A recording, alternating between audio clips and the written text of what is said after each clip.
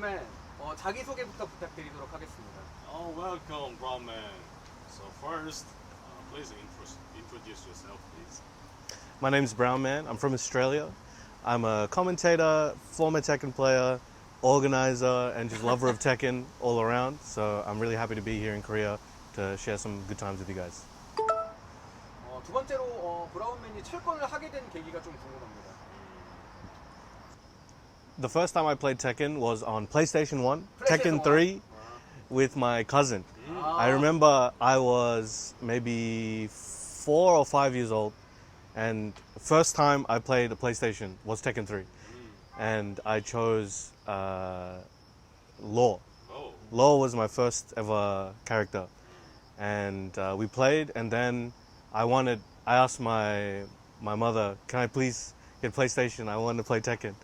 So after a long time, she bought me one, and then ever since then, I just, for some reason, really love Tekken. I think it's just, it's like no other fighting game. It's very special. So I think as a child, that really sparked my interest and didn't let me stop playing until now even. 그러면 브라운맨이 헤이아치가 메인 캐릭터로 알고 있는데 헤이아치를 하게 된 계기가 어떤지 좀 궁금합니다. So throughout my time as a competitive and ex-pro player and things like that, I used many characters.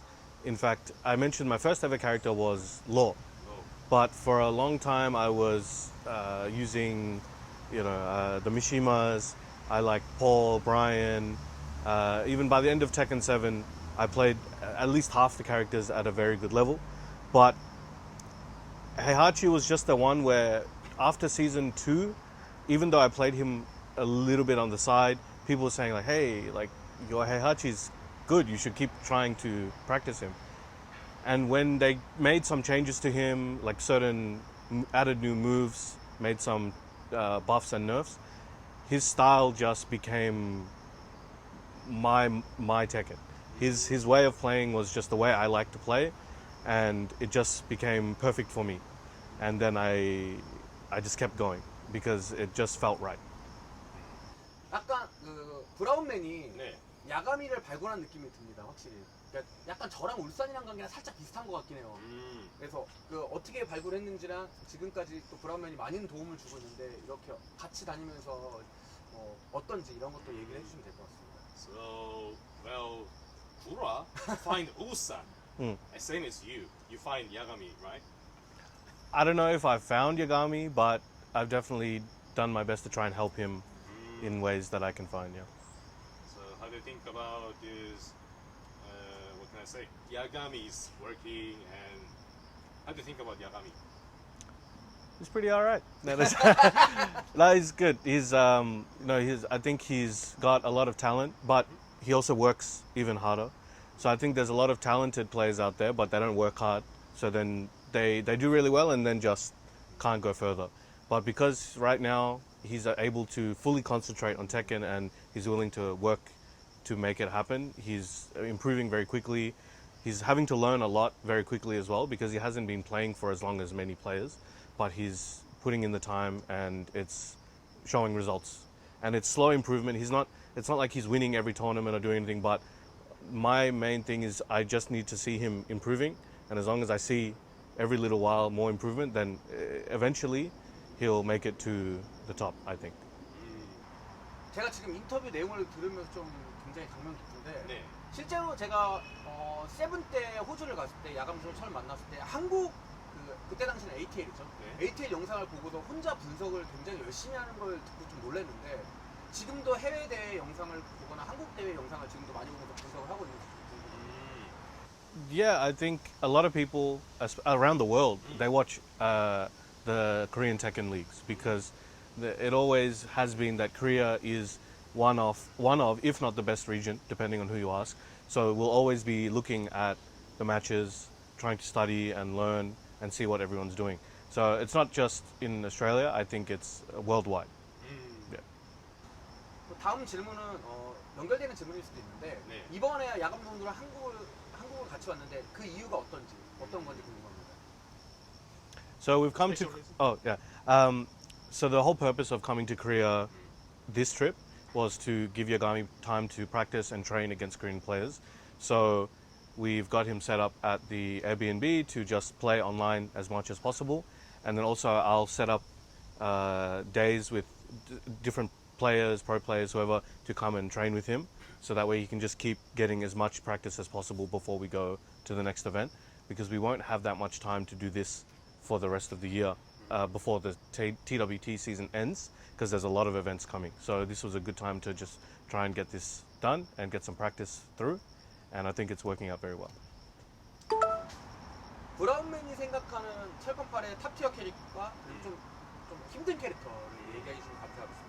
Can I ask the top tier and worst tier characters? That's hard. I don't know who the worst would be, because I think basically every character now can win. But definitely, if you're looking at top tier, I think Anna might be number one. And there's so many characters that fit in the... There's maybe 15 characters that fit inside top 10, you know? But I would say definitely, I think right now, Anna might be best character, maybe. And worst character, I really don't know. I think it's too difficult to choose a worst, potentially, yeah. 그러면 철권하면서 가장 좋았던 순간은 언제인지 궁금합니다. 뭐 이거는 해설하는 것까지 포함해서. I think because it's more recent, it's the first one that comes to mind is when he played against when Yagami played against Chanel at EWC. Last year. Yeah, so I think definitely at least in Tekken 8, that's my favorite moment, and I still think that's one of the best Tekken matches ever. But yeah, I think my first thought is that match. That was a very exciting moment because I think 99% of the people watching were sure he was going to lose.